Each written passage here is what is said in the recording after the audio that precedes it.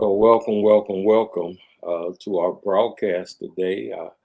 I'm just going to introduce myself and then let the other two co-hosts introduce themselves, and one of them will share with us what we're going to talk about today, and then we'll get right into it. I'm Brother James Michael Crusoe. I'm the minister of the Arlington Road Church of Christ in Hopewell, Virginia, and I'm looking forward to this broadcast. In line. I'm Edward L. Keaton. I am the Minister Emeritus to the Church of Christ, Boulder Crest Church of Christ, Atlanta, Georgia, and a very concerned citizen as to what's going on around us. And we're looking to get into some of that very shortly. I'm Sister Quintess Hathaway, and I'm a member at the Church of Christ at Jackson Street. And I'm on with my fellow co-hosts today as we prepare to talk about Juneteenth Freedom Day celebration. Well, welcome, Ed, and welcome, Dr. Hathaway. I trust and pray everything's going well in Atlanta and in Nashville. My southern brother and my southern sister, y'all doing all right? Oh, yeah, yeah. All right. Yeah. All right. Awesome, Brother Good to see your faces, yeah. Well, good. I don't know if you can notice, but if you look above your head, it's right above Dr. Hathaway. We got a little poster of this broadcast. So, this StreamYard venue allows us some creativity, and I like playing around with it and everything. Mhm. But I really like, I just like looking at myself. That's what it's all about.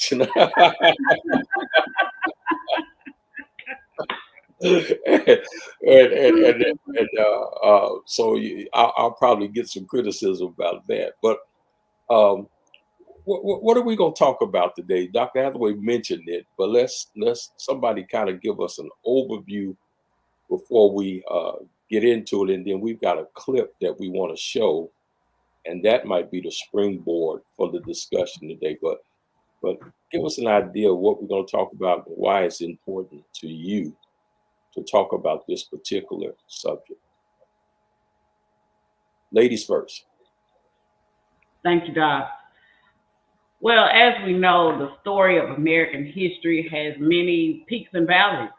And throughout that story of diversity and lack of equality and inclusion and all the measures that come with it, no matter what, the story of African Americans in this nation has always been one of glory. And as Americans, we ought to celebrate liberation in all of its facets and capacities, but that has not been the case for us in this nation. We came here under the bondage, under the peculiar institution of slavery. Then on this day, on June 19th, 1865, there was general order that came down from the federal government that said those in Galveston, Texas, would allow to be freed on the behalf of the Union Army. We're going to dig down into this thing as deeply as possible. We're going to look at it from a historical perspective. We're going to, of course, because we are on the line with two wonderful ministers, we're going to discuss this from a spiritual perspective as well, and really have the serious, intentional conversation of what Juneteenth really looks like and the meaning behind this great and wonderful day. Sounds good, Dr. Hathaway. Appreciate that. Dr. Keaton, why does this interest you, and what are you looking to get out of this discussion on today? That's a good question, and as to what we get out of it. But I think it's important that we recognize there is a common thread that runs from Juneteenth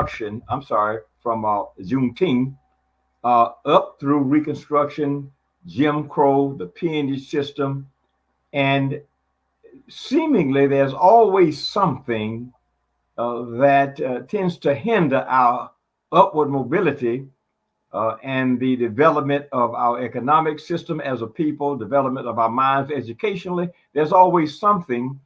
And I think that Juneteenth is simply a reflection of many of the backroom nefarious acts that have occurred over the years, in that those in the Galveston, Texas area had no idea that the Emancipation Proclamation had already taken place, had been given in 1863, where they got it 2.5 years late. And so that's a problem. And as we look back through the years, we can see that there have been many acts that are similar to that. And I want us to look at that so we can determine where do we go from here and how do we avoid this kind of stuff moving forward. Sounds good. Sounds good. I'm just going to be a student sitting at you all's feet on today, taking notes and everything. But it interests me because it's history that's left out, and it makes you wonder how much history has been left out. We went to school, we heard about the Civil War, we heard about slavery, we went to school, we heard about so-called Columbus discovered America and all of that. That's history that was given to us. But there's a lot of history that has been left out. And I think that should be discussed. And that's what tweaked my interest, and especially since we're taping now and June 19th is coming right up, I thought it would be good. Let's play this recording that Dr. Hathaway found on YouTube, and then after we play this, let's just respond to it. It's just a brief segment that was on some years ago. Here we go. See if I can get it going. Newest federal holiday. June 19th marks the date in 1865 when the last enslaved people in America found out that they were free. CBS News special correspondent James Brown spoke with renowned Harvard professor Henry Louis Gates Jr. about the history and the significance of Juneteenth. Juneteenth was not embraced as a national Black holiday for a long, long time, but it was kept alive by Black people in Texas. And that's what's so sweet about it. Our people have been hungry for holidays, hungry for tradition, hungry for stories about Black history. Because without a past, you have no future. Did you like Harvard? Perhaps no one has done more to inform Americans of their past and in turn their future than Henry Louis Gates Jr. By day, he is a professor and director of the Hutchins Center for African and African American Research at Harvard. I'm Henry Louis Gates Jr. Welcome to Finding Your Roots. By night, he is the host and producer of the PBS genealogy show, Finding Your Roots, as well as countless documentaries on Black history. These are the big three in the history of freedom of our enslaved ancestors. The Emancipation Proclamation, signed on January 1st, 1863, Juneteenth, June 19th, 1865, and then finally the ratification of the 13th Amendment on December 6, 1865, which is what finally and ultimately abolished the institution of slavery. Why do you think that June 19th stuck? One of the reasons that I think Juneteenth stuck is that we're all charmed by the poetic brilliance of the name, Juneteenth. What better name for a June 19th could there possibly be? That's great. It's fetching. It's catchy.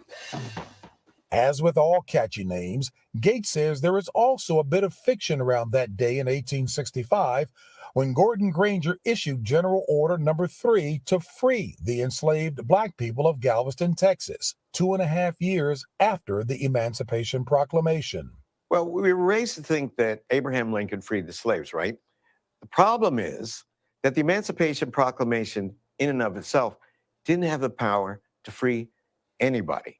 It only applied to enslaved people in the Confederacy, and it can only be enforced if Union troops had captured territory in the South, in the Confederacy. Only about 500,000 enslaved men and women, we think, actually got their freedom from the Emancipation Proclamation. And James, there were 3.9 million enslaved African Americans. So the overwhelming majority of our ancestors were not freed by the Emancipation Proclamation. So the significance then of General Gordon Granger going to Galveston. We all think that the Civil War ended when Lee surrendered to Grant at Appomattox, which was April 9th, 1865. But that's not true. There were several different Confederate armies. So Texas finally surrenders to the Union on June 2nd. Gordon Granger comes, and on June 19th in Galveston, he issues the Emancipation Proclamation, because now the Union Army is in possession of the territory. So that's the true story. And what about the notion that enslaved Black people in Texas did not know they were free? One of the myths about Juneteenth is that nobody in Texas had heard about it. But there are two reasons that many historians think that Black people knew about the Emancipation Proclamation too. One is because of the proverbial grapevine. So there was this miraculous way for enslaved people to communicate plantation to plantation and state to state. But the second factor is that because Texas was removed from the main action of the Civil War, many slaveholders moved to Texas for safety, and they took their enslaved people with them. Those enslaved people would have known about the Emancipation Proclamation by and large, and would have told other enslaved people. But no one could enforce it because the Union did not capture territory then. When I came here, I dedicated this tree in honor of my mother and father. Professor Gates says the most important thing about Juneteenth is the era that came after. The most radical thing that happened after the end of the Civil War for the rights of our enslaved ancestors were the ratification of the 13th, 14th, and 15th Amendments and the Reconstruction Acts. This was the first concentration of Black power. In the summer of 1867, 80% of all eligible Black men who were formerly enslaved in the South registered to vote. And in 1868, they actually voted. Ulysses S. Grant won the presidency.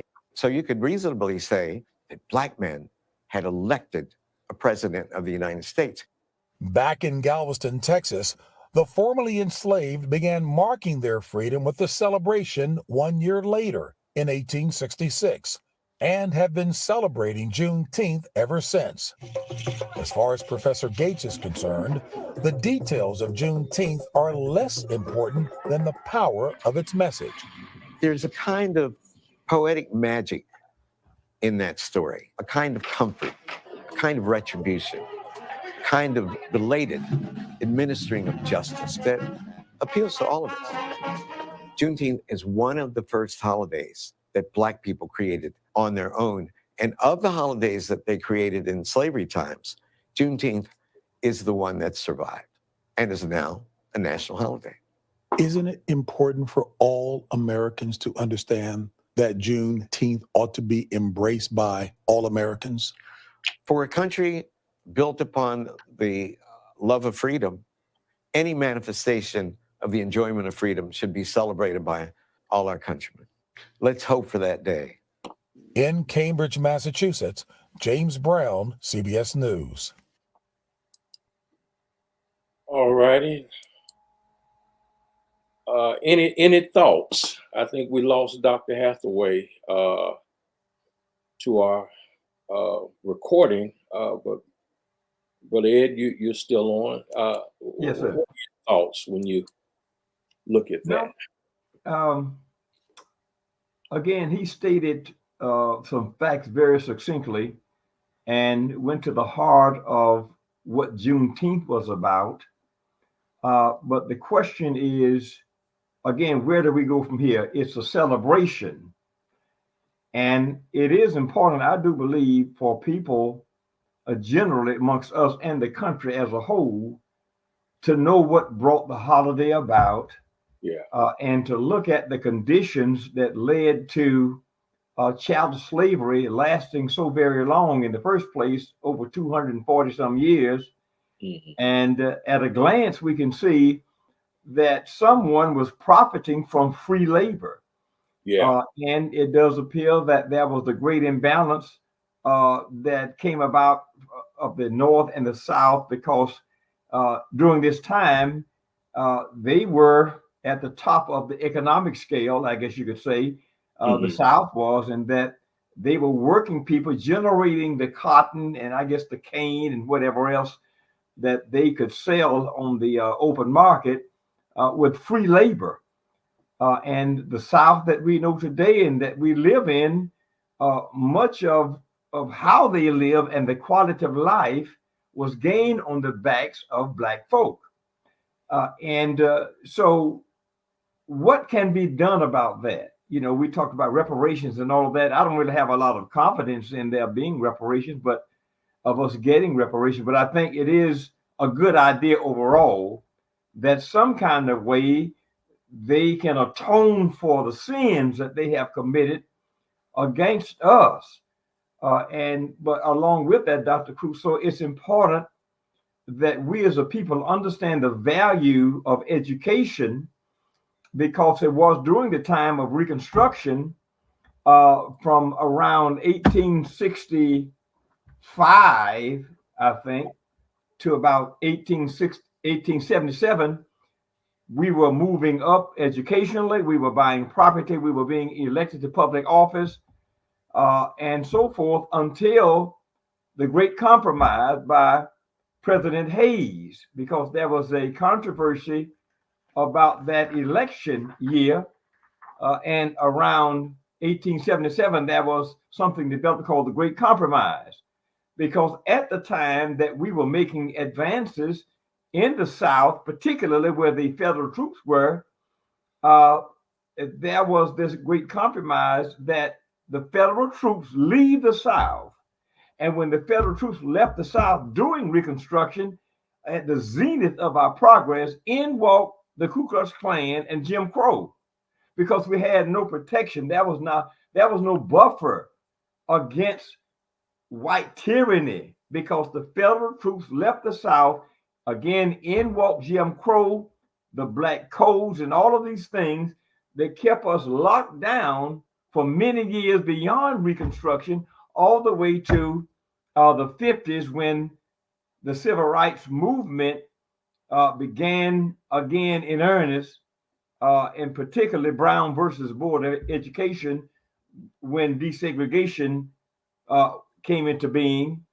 And even then, there was still Jim Crow, because when the order came down that the South needed to desegregate schools, the Supreme Court said also, you do it, but with all deliberate speed, which means drag your feet and do it carefully and strategically. So much of what we see today, Dr. Crusoe, in the great disparity in wealth and education, in the medical field, and us getting the medical help we need, is because of us having been held back so long, voiceless people, until people like King and Thurgood Marshall and others who rallied to our support, and even John Brown, the abolitionist.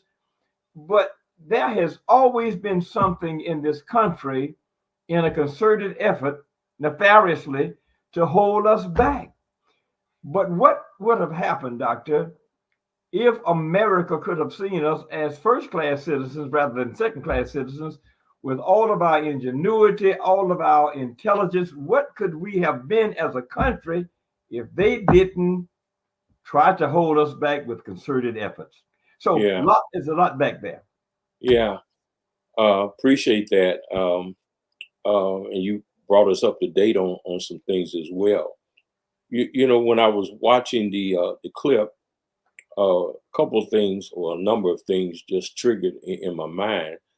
For some reason, I just don't think of Texas as a southern state, but I guess it is considered a southern state. Mm-hmm. But did you notice how when the Emancipation Proclamation first came, I think 1863, that some of the Southerners moved to Texas? You know, they moved to Texas with their slaves. You know, they got to have the slaves. You know, they didn't go by them. They didn't leave the slaves in freedom, but they went to Texas, and I guess they're trying to get as far as from the north as they can. You got any thoughts about that? To me, that's evil. Well, it's beyond evil, and it also shows, Doctor, they were set on holding on to free labor. Yeah. But some within those ranks will look at us, we're lazy and shiftless. But who's lazy when you have to go across the Atlantic Ocean and bring people back by guns at gunpoint to work for free? And Yeah. you call us lazy? And so something is very wrong with that. And even today, the vestiges of that are still with us.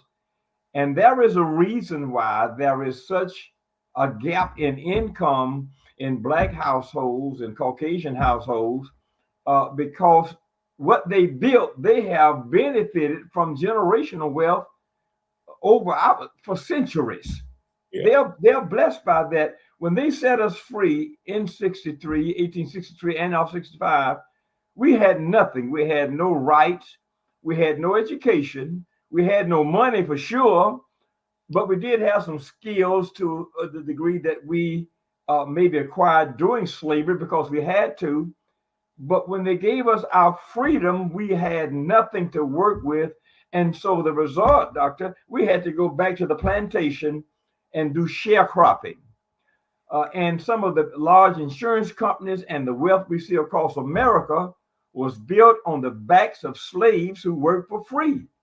And again, the lifestyle, I'm not in awe of some of what my white brethren have. I'm not in awe about it because I know how they achieved it.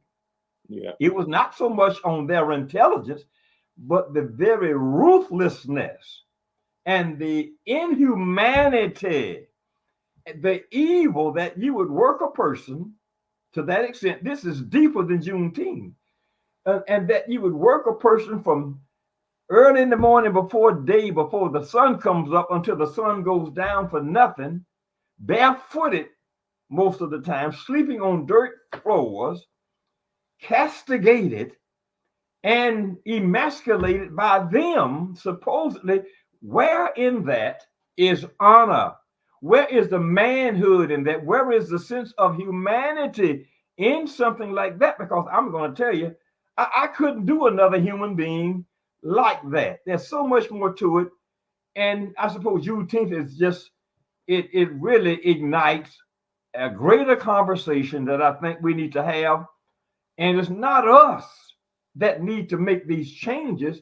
I'm saying that America as a whole, they need to atone for what they have done. Either they will atone in front of us and to us and for us, or certainly they're going to have to pay for what they did to us, in that I don't see any sense of humanity in it at all. Looking Well, at yeah, there is no humanity. I think we can agree to that. They were just whites were just thinking about economics. They didn't even see blacks as human. That's right. We're just cattle or horses, that you use to plow the field and all of that. Before, I'm hoping Dr. Hathaway will come back on. She has some computer issues. Mm-hmm. But I want to get back to Juneteenth just a little bit. Okay. There's a book by Elliott Smith and Cicely Lewis. I think Lewis is the executive editor, but they wrote a book, Left Out of History, The Real History of Juneteenth. And they collaborate what we just looked at in the clip. But did you notice how they celebrated Juneteenth initially and how it's celebrated now? Initially, they were celebrated by dressing up. Mm-hmm. I mean, when June 19th came, Yeah. they would dress up. Sometimes there's discussion about how do you dress when you come to church? Do you dress up or do you dress down? But when they talked about celebrating Juneteenth in those days, they dressed up and they really had a party. And also the Black church at that time played a part in Juneteenth. Let me read just a little bit from Lewis's book. It said, Black churches played a big role in the development of Juneteenth. These churches formed after slavery ended to offer the newly freed a place to worship. Many early celebrations were held inside Black churches. Soon, many churches bought land for celebrating the end of slavery. The churches quickly became a community hub. People learned about current events and politics at church. Decades later, Black churches pushed for expanded Juneteenth celebration throughout the country. I read that for a number of reasons. But what can the Black church do, Brother Keaton, to help awareness of Juneteenth, or not just Juneteenth, but some of the things that you mentioned that we find ourselves, our ancestors faced with, and what we're faced with now? Should the Black church be a voice? And what kind of voice? Are we powerless? You know, or do we just get in the pulpit and we're impotent? You know, what can we? You know, you're setting me up for something here. I got to get ready. Well, I mean, I'm just, you know, let's just talk like we just talk. I mean, you know, you know, I mean, do we just talk about Christ and Him crucified? You know, or do we talk about economic development? Do we?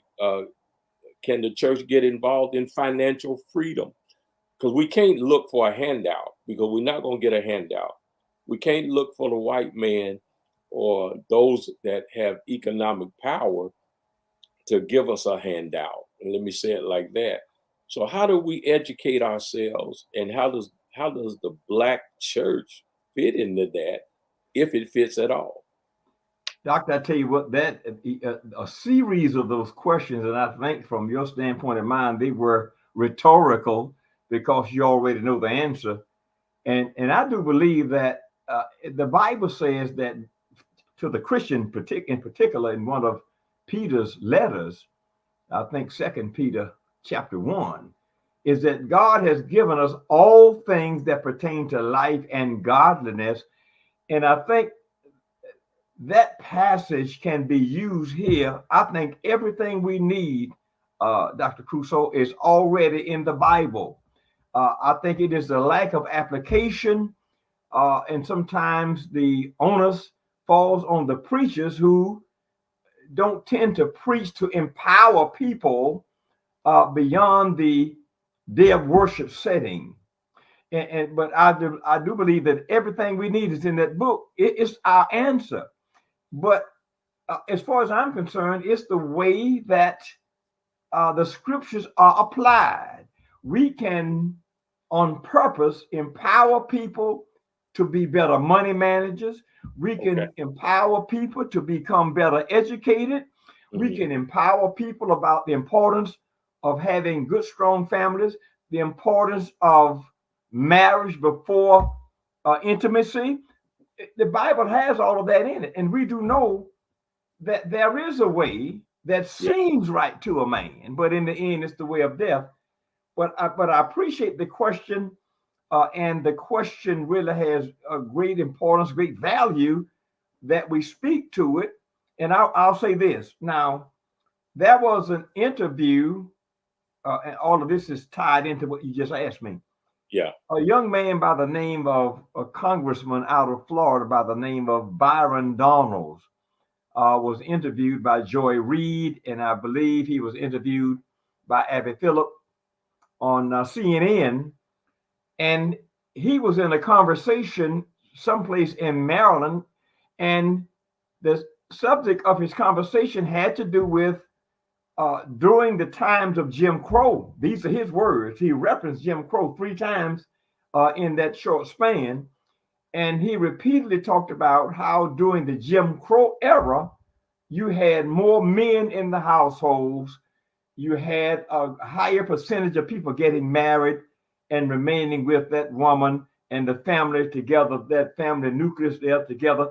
And he mentioned how that by that these developments of us remaining tight as a family, that would help protect your family, of the man rather, could protect the family by being in the presence of his children, his wife, etc. And then she went back and quoted this to him, and this is something that happened during Jim Crow in 1943. It raises my ire. It's disappointing. It is morbid. It's ugly. And that is 1943.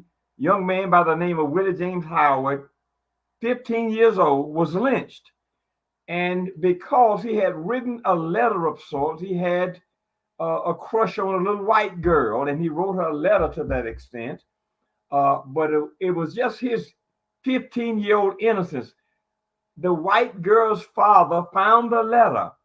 Then they followed up by finding the young man who wrote the letter, and his daddy took them to a bridge on the Swanee River, tied his hands behind his back, and told him that you can either be shot in the head or you can jump in the river and drown with your hands tied behind your back. And his father was forced to witness this. And he jumped in the river and drowned while his father looked on in horror. Now, what am I getting at? That was Jim Crow. That was the era of Jim Crow. And this is what Byron Donalds referenced, how that we were better off, and that being in the house with our loved ones, that we could protect our families, but no such thing, because we had no help at that time. And the result is that boy died because he wrote a letter to a white girl. So this is Jim Crow. Dr. Crusoe, there are hundreds and hundreds of stories like that that are untold. And we have to dig this stuff up so we can better understand. Can you all hear me? Yeah, yes, we got it back on. Okay. So that we can better understand what we're dealing with. And I'm going to tell you something. Even accounts like that, I don't have any animosity toward Caucasians. What we're saying is this is what happened, and we ought to talk about it and not brush it under the rug. Let's talk about it. And no one has atoned for these things these things have happened to us over centuries. Well, I think that's going to be our close on this. That's going to be a podcast. Lynchings didn't start until after Reconstruction. Yeah. I think that's going to be a future podcast discussion. Now that we've got Dr. Hathaway back, I want to get back to Juneteenth before our time runs out. Let me ask both of you this question, and I'll respond as well. Can you all hear me? We got you. Yeah, you on, sis. Yeah. Here's the question: Why do you think it was important for Texas to make Juneteenth a state holiday? Now, it's a federal holiday now, but Texas was the first state to make it a state holiday.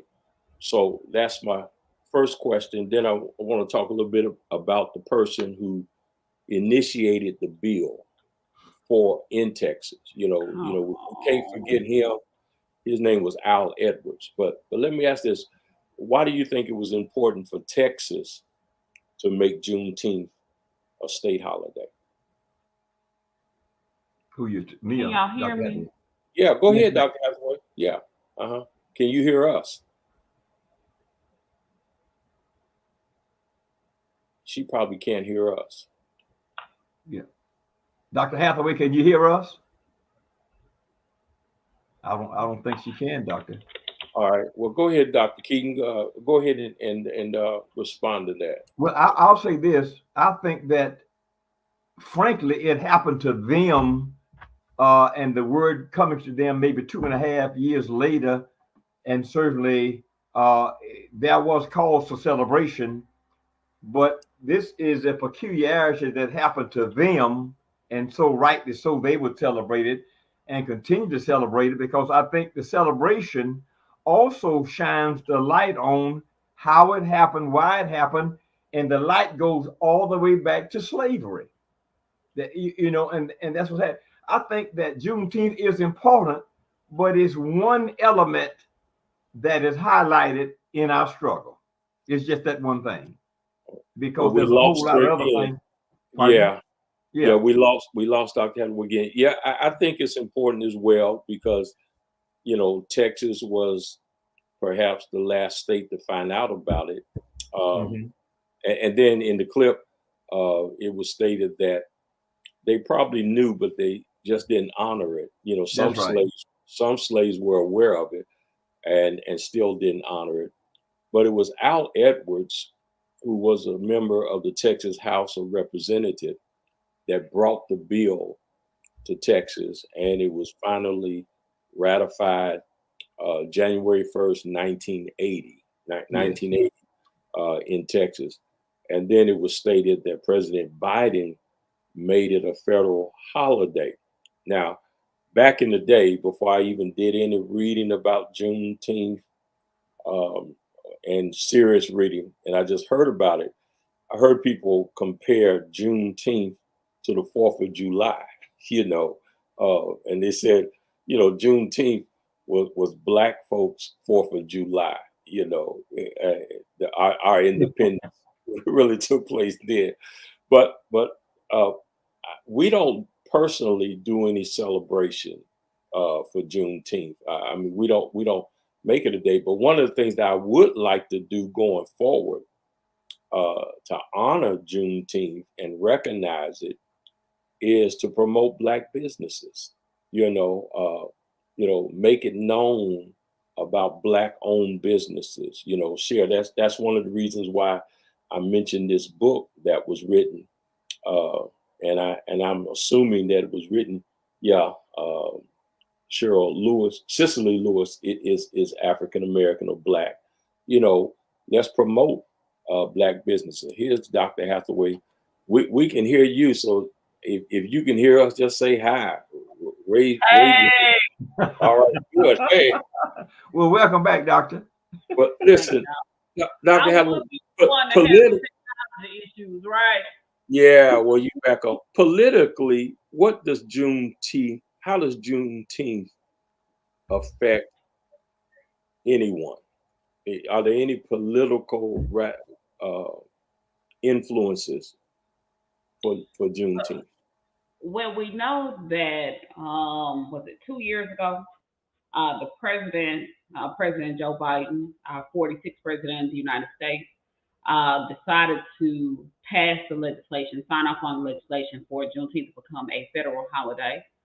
It is not the only holiday that African Americans have celebrated, even under the institution of slavery, but it is the one that stuck. Even in our video that we showed earlier, we talked about that. Dr. Henry Louis Gates discussed that very openly and has been researched thoroughly. As a politician, we want to sign on and attach our names, our causes to things that are for the upliftment of all people. So Juneteenth Freedom Day celebration falls in that exact same line. From what I've been seeing, there are a number of events that will be happening across the country relating to Freedom Day. Even just a personal note, last year I spoke at the MLK commission down in Hot Springs, Arkansas. One of the local preachers down there, denominationalism, invited me to come down there and speak, and I spoke to a body of approximately maybe 50 or 60 people at that time. I have other colleagues in the field that will also be participating in various activities relating to the holiday overall. All right, sounds good. I got some did you know aspects of Juneteenth. Did you know that food and drinks at Juneteenth celebrations often have a unique color, from red sodas to red velvet cake? That's one of the reasons why I got on a red shirt, today. When I read this, I said, let me put on my red shirt. So it says from red sodas to red velvet cakes, the color is a major component of the celebration.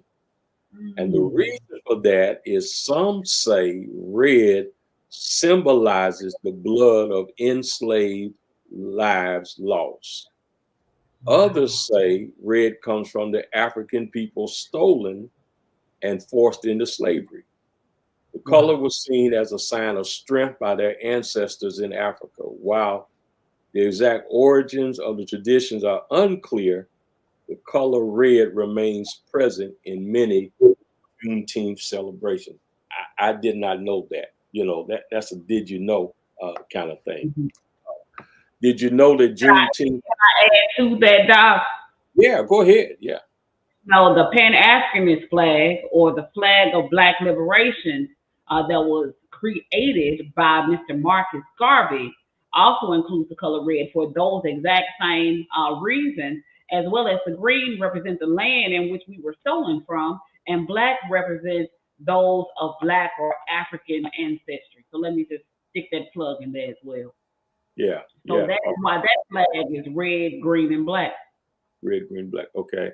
Earlier, I think before you came on, I was mentioning to Brother Keaton how in the early years of Juneteenth, the ex-slaves or the free people now, they would dress up. I mean, they wore their Sunday best to celebrate Juneteenth. There's a picture in this book that shows the women with their long dresses, their bonnets on. The brothers got their derbies and cane. I mean, man, I wish I could put it up here so you could see. I mean, they really went all out in celebration. But of course, Juneteenth was not without controversy. You know, in the Jim Crow South, many white people fought to end those celebrations. What's behind that? You know, you took our freedom, you forced us into labor, then we get free, and you don't want us to celebrate. What's behind that? I don't get that. Come on. Well, I'll say this: in 1972, May 27, 1972, I was among about 30,000 Black folk that was involved in the first African Liberation Day march in Washington, D.C. And I'm not even sure they're doing that now. This was in 1972, and 30,000 of us drove and bussed up there. And I guess, Dr. Crusoe, there's a long history of walls put up before us and celebrations. You know, we celebrate King Holiday. That's the biggest thing on the books now. But I think that it was only natural that they celebrated Juneteenth as best they could. Mm-hmm. But in the whole scheme of things, what does it really mean? Because Juneteenth was spurred by something else, and I think it's the something else that we need to get to the bottom of, the why. And we are searching ourselves constantly as to why these things are developing. At a certain point, you might just have to say, well, that's just how it is.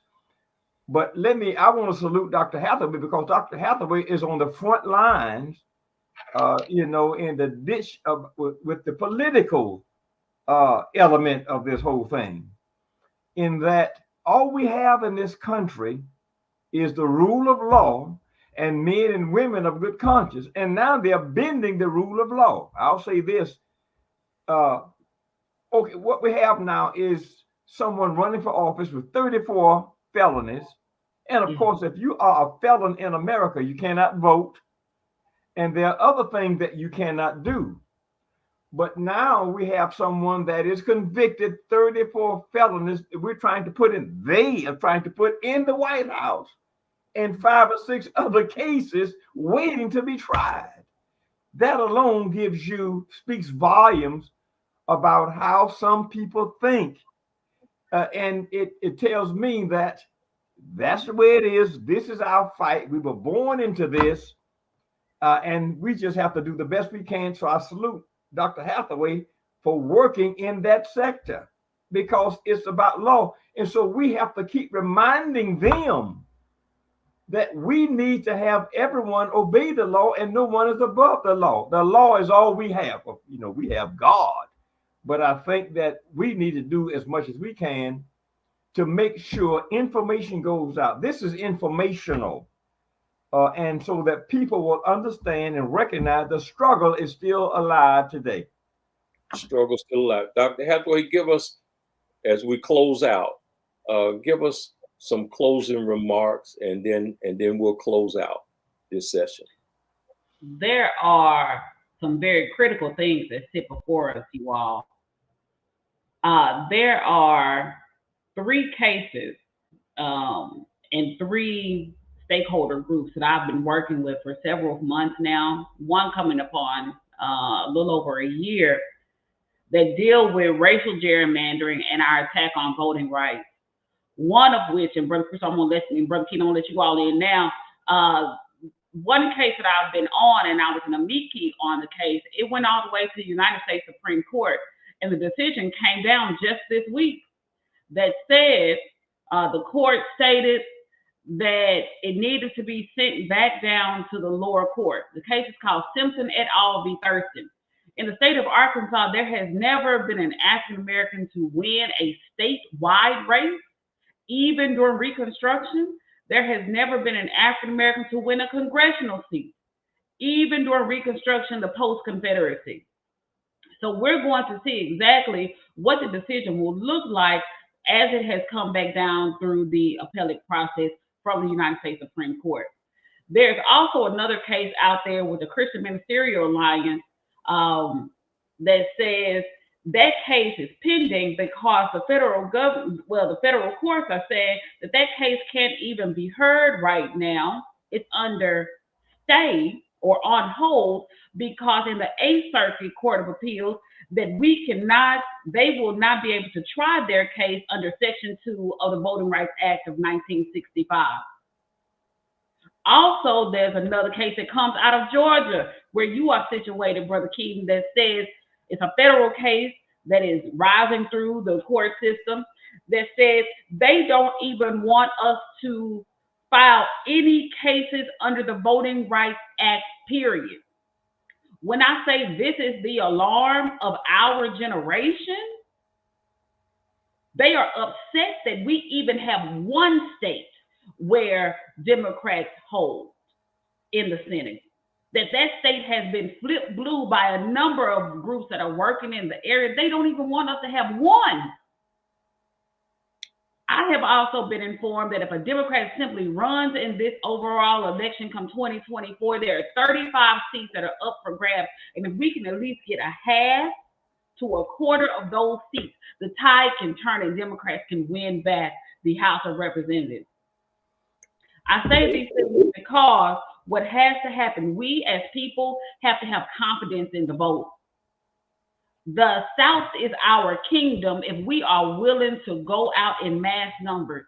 And this is a conversation I have among my colleagues and friends and other people that I come in contact with. We as African Americans have to believe that we can turn the tide on this nation and have real, sustainable acquisition, maintenance, and sustainable power. And it starts with the vote. Well, thank you, and we're out of time, and we're going to have to come back and revisit what you just mentioned, and we do want to encourage the voting. And earlier it was said in the clip about when we finally got the right to vote, and the struggle it took for us to get the right to vote. So we talked about Juneteenth.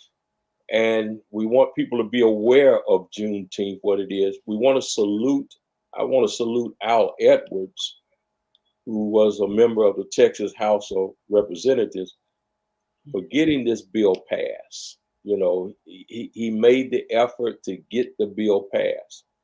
I want to read an excerpt from the book, A Real History of Juneteenth, and then we'll call it a day or a night.